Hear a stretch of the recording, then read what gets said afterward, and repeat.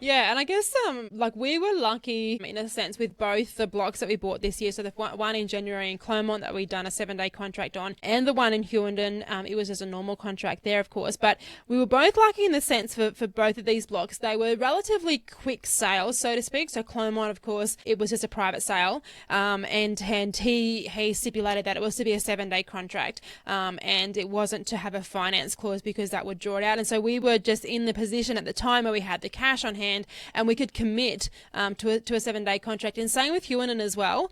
We didn't have to go to finance for that one either. And I think it was just the position that we're in at both those times, the luck of the draw, so to speak, that we're able to pounce on both of these deals as soon as they popped up, and then we brought them into our portfolio. Yeah, for sure. It certainly speeds the process up if you don't have to get finance and all that, and the trust, like we had the trust set up ready as well. We brought them under a trust. Yeah, so that was, we already had them, like we already had a trust ready to go for both of them. So it definitely makes a difference when you've got your ducks in a row.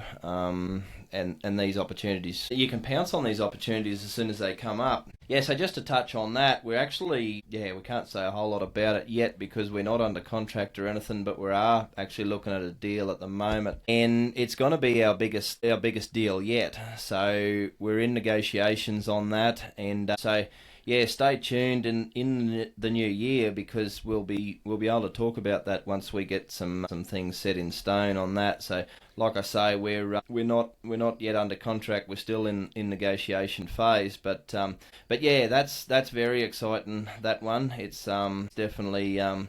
It's definitely the biggest purchase that we've pulled on so far. So yeah, and this is it. Like, we've bought 2 blocks this year, but also behind the scenes we haven't been doing nothing. So I actually should have counted, but I didn't before I come onto the podcast. But of how many offers we've put in this year, we have just done offer after offer after offer, and it's taught us a lot about how do you write the offers, how do you speak to agents, how do you try and get them to convey your message to the seller, how do you write a fair offer, and so we've put in a stack of offers. We've looked at so many different things. Deals this year. Yeah, right from houses to commercial, industrial. We've looked at self-storage facilities. We've looked at the whole kit and caboodle, and we've just put offers in all the way along the run. Not so much because we want to win every property that we want to put an offer in, but it's more of a case of what can we learn out of this? Like, how can we grow within ourselves?